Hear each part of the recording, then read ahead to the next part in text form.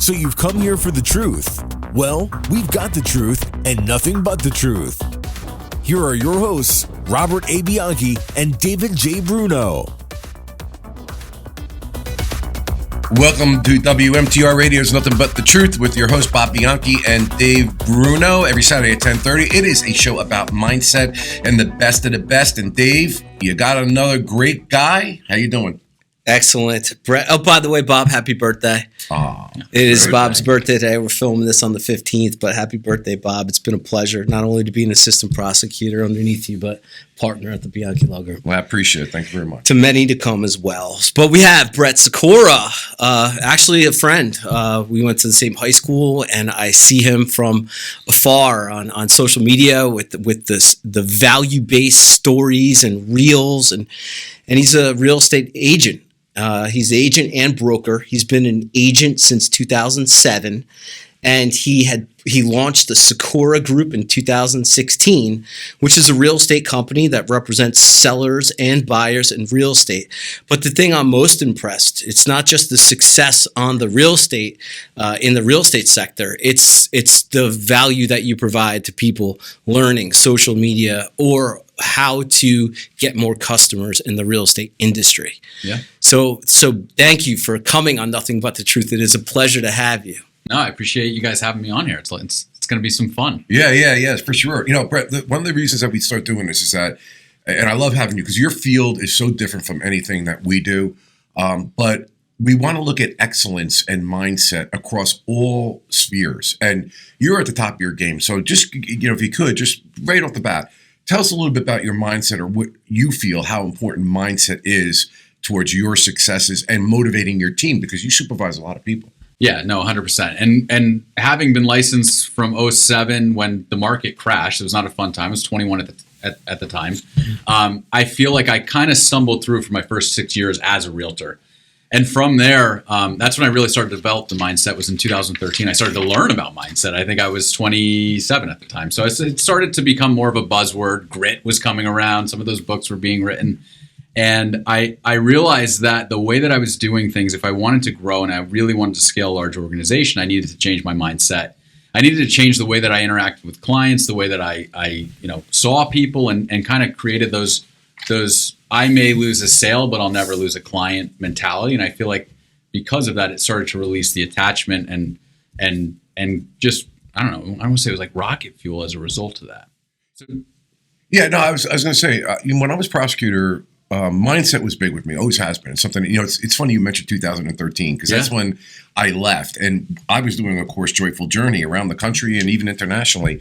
And it really was about mindset. But even before then in the prosecutor's office, Dave, you remember I had blown up the man in the arena. It's unfortunate, the quote from Teddy Roosevelt's just about the man in the arena as opposed to man and women, but we'll give ourselves a poetic liberty with it. And that got us connected with Dr. Brene Brown, who used that same quote about essentially being in the arena and fighting and not listening to the people in the cheap seats. And it's not easy to do, but sometimes the value is just in the fight itself. And I had that hanging in multiple places in the prosecutor's office to say, I don't mind if you lose. Right. Okay, I want you in the fight. I don't want you in the cheap seats telling other people what they should be doing. How does in 2013? You're right. It kind of exploded. Right. Like I may have been on the precipice of something, and then we kind of like got run over by all these people. But how important is that in terms of you having the right mindset and passing it on to your people? Is that more difficult when you try to do that? Right. Yeah. No, it definitely is. And a gentleman that I started studying with, Matthew Ferry. Anybody can look into him. Matthew Ferry taught me how to really have a quiet mind through everything as well. And kind of, I'm sure you see it in law all the time where let's talk about trial attorneys. I'm sure they're trying to get under the skin of the other one a little bit, get them worked up and get them to react to certain things or get the client to move in if you're sitting in, mediation or something like that, where that you have something we're talking about like a string you can pull on.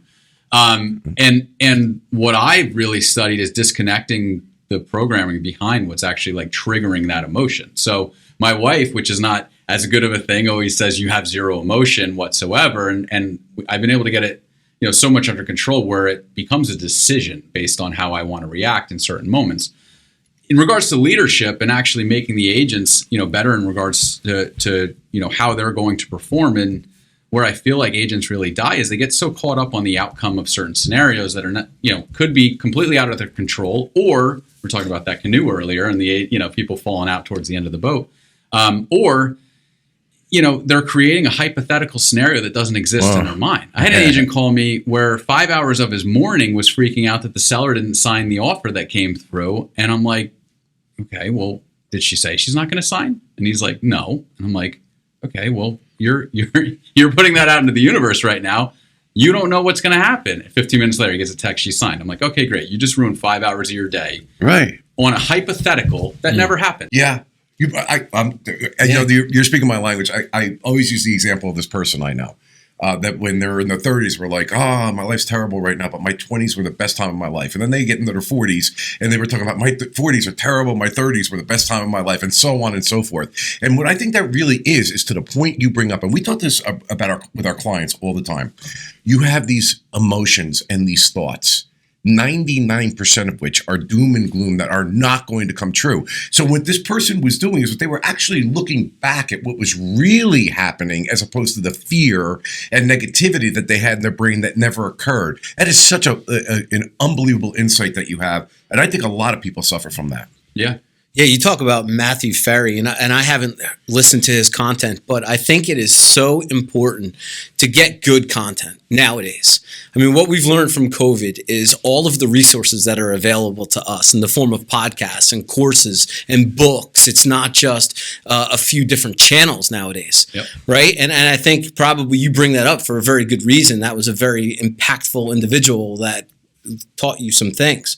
But let me ask you, the 6 years before, you're a real estate agent in a very tough market. What was the mindset there, and what did it take to really change and trigger something new?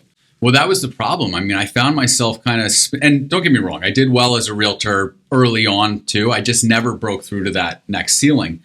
But I lived with a lot of stress. I lived with a lot of anxiety. I found that I didn't focus on James Clear, for instance. I spoke with him. We were at an event in San Diego. He spoke last Friday. Wrote Atomic Habits. I'm sure you've heard of that book or have read it. He was saying, the 80-20 rule, basically take, 80% of what you're doing and figure out whether or not you should be doing it or not. And really it's the 20%, which is your high income producing activities. And that was my issue. I was getting too caught up for 6 years in that 80%. And for me, it wasn't uncommon either for me to be stuck on, why hasn't the seller signed? Because I was reliant on that income from that seller. Like I didn't know how to continue with my 20% throughout the day and keep humming and know that fear, that anxiety that I was feeling, for 6 years, I want to say. And it wasn't really like anxiety, but I just wasn't programmed in a way where I knew that I was focusing on my highest income producing activities. So, yeah. I think that there's something you mentioned before. It's somebody just recently said to me, something happened and it was very frenetic.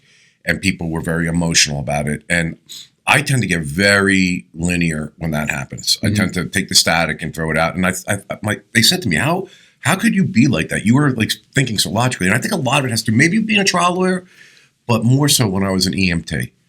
And there's chaos happening all around you. And you have to focus because you have somebody's life there. So it is a learned quality that you can learn, and you did learn. Yep. And so tell us a little bit about that transition, you learning, and do you do any mindset coaching with the people that you manage? Yeah. I mean, we plug them into, resources that we have available. I personally never became a mindset coach because I have the people that I can kind of tug on through that, but, and pull them in and bring them into a webinar or something like, I like to use my network to let the experts come in and speak, and then my audience can absorb what they're speaking about. So no, I never got too into the mindset coaching component, but I will say when you're talking about being an EMT, not only do you need a quiet mind, but you need to compartmentalize what needs to be done first. And I think that's what a lot of that, again, going into the 80-20, that 20% of what it's going to take to stabilize that person and being able to react, with a hurricane happening around you. Like the visual I always focused on through meditation and stuff is I want to sit in the eye of the storm. I don't mind the storm. I just want to be in the middle of it, watching it swirl around versus swirling around in it. And that same thing, being the EMT, you are in that hurricane at the time, and there's some very serious consequences if you get caught up in what's happening or start to sharing the emotion of the husband who was in the car accident with the wife as well. You have to be that stable person throughout that experience. But yeah, I never got too into the coaching. I have incredible. I don't want to say I didn't get too into coaching. I'm a connector, so that's I bring in the experts for that. If I needed a criminal law attorney, I'd have you guys come in and speak rather than me trying to learn all about it. Well, you can always have I always say it's always good to have a criminal law attorney because businesses often have criminal law issues. Like just look at the bank that's failed. I mean, they're going to be starting to be looked into. Several, actually. Several, yeah. I mean, it's you can be assured. I mean, the Department of Justice is probably inclined to want to hang somebody for that. Yep. And there's so many things that you can. Dave was in the fraud. He was in the major crimes unit in the prosecutor's office, but also the fraud unit. And I wanted him to get that experience because, he watched what businesses did that were problematic from a fraud standpoint and could get somebody jammed up. So you always want to make sure I have my business attorney, but am I okay on the criminal law side? So there's always an intersection there, Dave. Yeah, about a minute prior to the break, but before we get there, you talked about the 80-20, and did it come to a point where you realized that you need to start delegating more to get through the 80% that maybe is not serving towards the goals, and talk a little bit about delegation if you can. Yeah, no, that's a huge part. And I feel like that too, if you want to, talk to the mindset of a realtor, a lot of people have problems delegating, and attorneys that do well have excellent paralegals that they trust and whatnot, that can put their deals together or whatever they need to do. But for me, delegating was huge, and I hired a lot of the wrong people. Over the years, I have a really solid team right now, but my staff and the people around me, that wasn't always perfect. So delegating is a massive thing, and one of the things that I talk about often is kind of with that 80-20 rule, just really auditing where you spent your last 15 minutes, which again, in the attorney world, if you're billing hourly, you're actually tracking that. So it's really that exercise and figuring out from what you did every 15 minutes for, let's say, 3 days, what did you not need to do? Steve Jobs for 1 week had, I think, his executive assistant follow, or at least I heard this story, I've never seen it directly, but had his executive assistant follow him around and say, what am I doing for a week? Great, document it, I'm not going to do that ever again. Huh. And it took that all off his plate. Okay. On the other side too, we could talk about limiting distractions and what serves you and what's really moving the needle as well. Absolutely. Okay, well, you're at WMTR Radio's Nothing But the Truth every Saturday at 10:30. Bob Bianchi, Dave Bruno. We'll be right back. At the Bianchi Law Group, our team of former prosecutors and certified criminal trial attorneys specialize in criminal defense and domestic violence cases. When you need a law firm with courage, compassion, and the commitment to fight for you, call the Bianchi Law Group today. All right, welcome back to WMTR Radio's Nothing But the Truth. Bob Bianchi and Dave Bruno. Brett Sikora's with us, Dave. I know he was ringing your bell on the other side of the break when we started talking about business and scaling and hiring the right people. So yeah, absolutely. Look, you said on the hiring point, you made some mistakes in recruiting and hiring. What did you learn from those mistakes, and how did that change moving forward? Well, I worked with Keller Williams for quite some time, and Gary Keller, who's the CEO of that company, always said, hire slow, fire fast. I would say that for anybody who's starting to delegate, if they're hiring the people and they're not putting them through a proper system or figuring out, there's a whole bunch of Wise Hire, for instance, has their own tests that you can put them through, and you figure out quite a bit about that person. But not only that, but you kind of figure out how am I going to move that person along in the right way, with the mindset and whatnot, and how are they going to behave based on certain instructions that I'm giving them. But go with your gut. We're absorbing a team right now in the real estate world, and I'm asking about his agents and figuring out like who should come and who shouldn't. And he's like, I don't know. I think they all might be good at what they do. And I'm like, who should be here?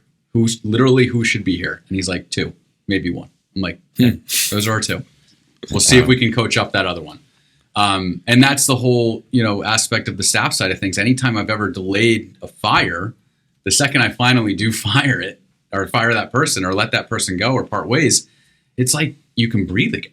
It's like you have, and then when you bring somebody in that's actually a rock star, you're like, oh my God, my business has been held back because I didn't have an incredible person here, representing the brand. So.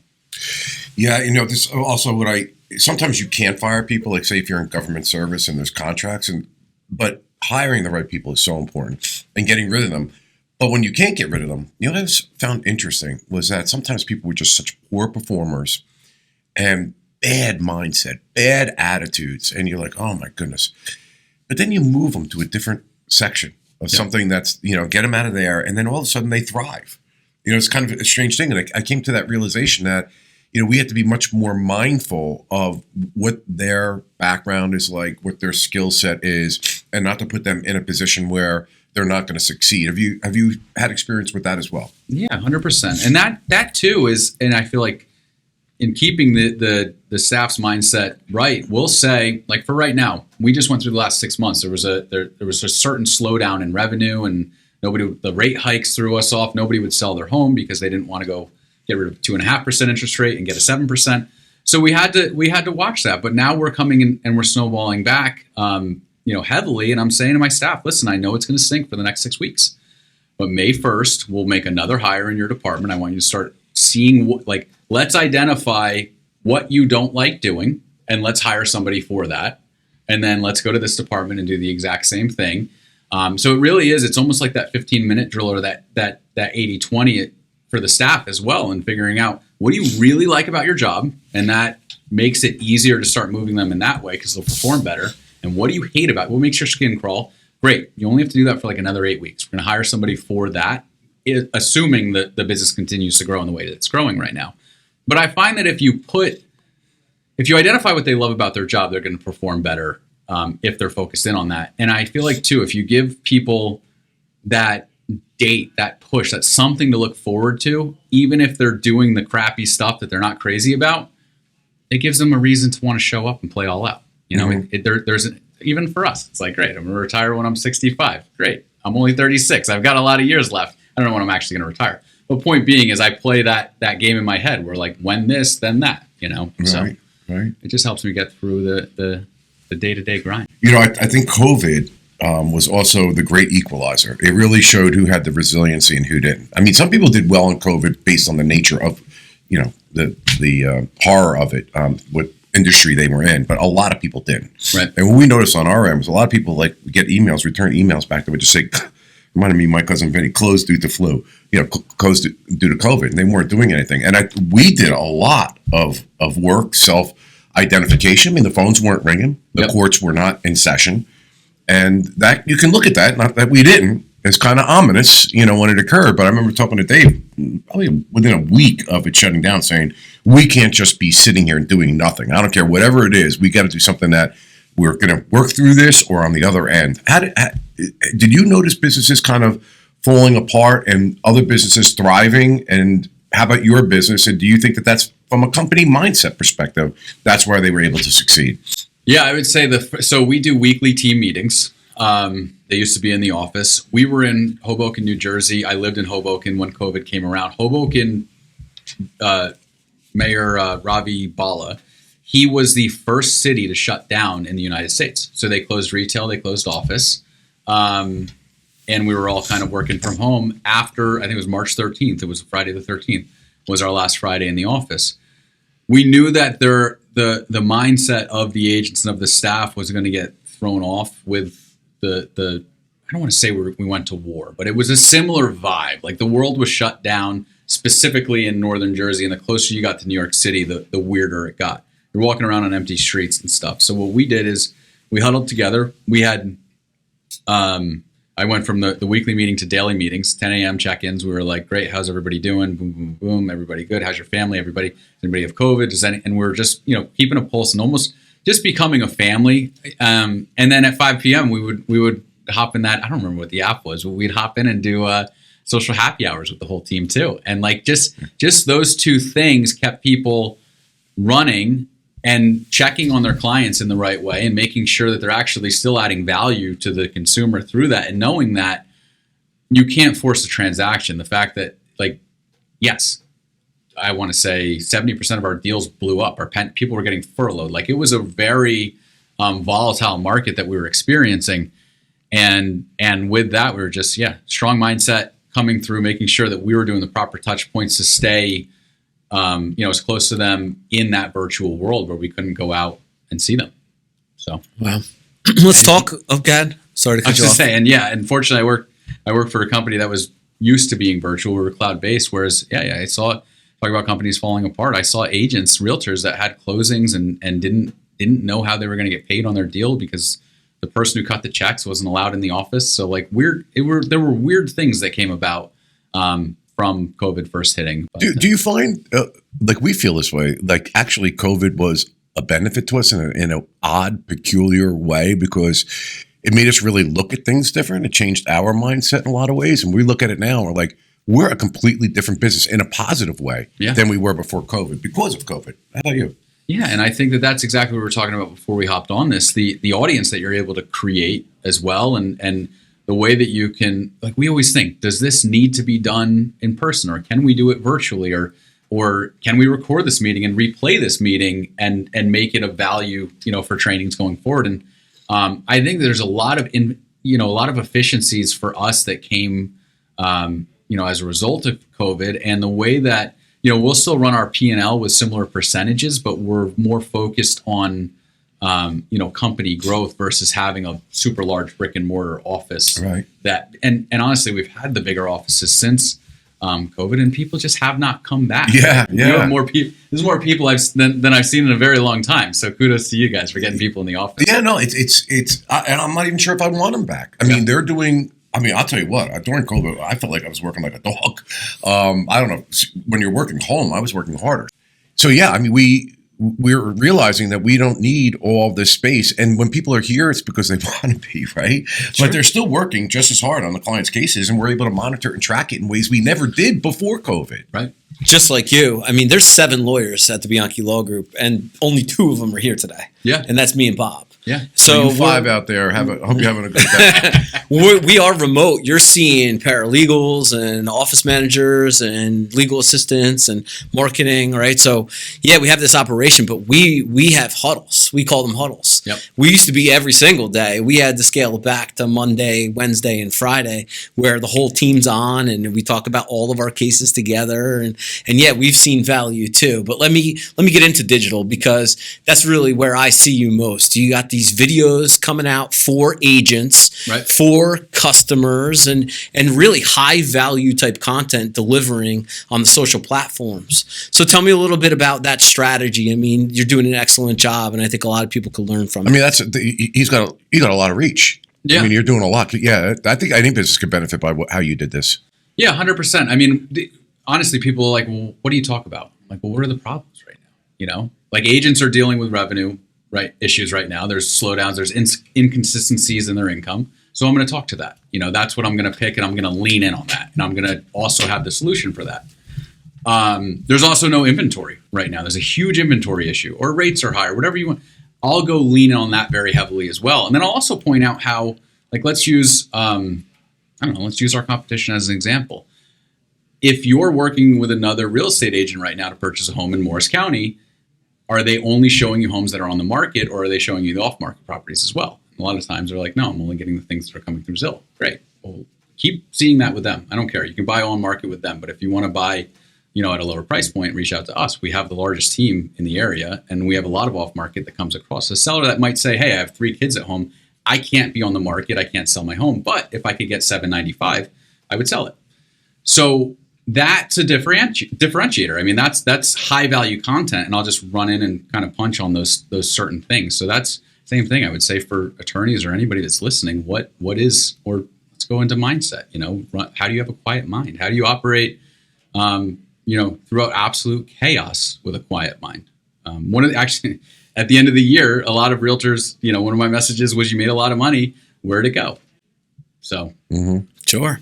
But you're building community too, right? I mean, do you have a regular call where you attract a number of people on these calls? Yeah. So what we found is, like, the normal coaching in the world of real estate is going to be once a week, or it's going to be every other week, or we were just in a seminar in San Diego, which we were talking about. And the agent will leave that call, or they'll leave that seminar, and they won't have an action plan, or they will have it and then they don't actually do it. And there's nobody there on the back end to follow up with that. So that's our audience. That is our community, is we are the day in and day out, the grid aspect, the action base, get things done for your clients. Your clients deserve to have an agent that's actually going to be prospecting for off-market properties for them in this market. if you're not doing that and you don't have somebody measuring that day in and day out, you're just going to fall. You're not going to be in the business. I think a lot of people would be surprised by the idea that a real estate kind of person would have this platform. They should look if in any business you're in to see what it is that you're doing and how you're getting out there and delivering value and making money for doing that. So where can they find you? Yeah, so you can just find me on social media would be a good one. It's Brett Sikora Sikora. Instagram I think is Brett.Sikora. LinkedIn is Brett Sikora, so just pull me up. All right, awesome. Brett, thank you so much. That's all we have for today. This is WMTR Radio's Nothing But the Truth. Bob Bianchi, Dave Bruno, every Saturday at 10:30. We air on the radio. Dave, podcasts. NothingButTheTruthPodcast.com. It's the page that has all the videos on all of our prior videos, including Brett's. That's on the air right now on Saturday morning on WMTR, but Wednesday, the video will drop. Wednesday, the podcast drops. Take a look at all the episodes out there. Be sure to like and subscribe, and we appreciate you guys. Thanks, Brett. Thank you. We're the Bianchi Law Group, a team of former prosecutors and certified criminal trial attorneys. But here's the thing. He put himself in a box when he said... Relied on by CNN, Fox News, MSNBC, Law and Crime, and news leaders across the country for our criminal defense expertise. In a search warrant, you have to have probable cause that a crime's been committed and there's evidence in a particular place. When you need a law firm with courage, compassion, and the commitment to fight for you, call the Bianchi Law Group today.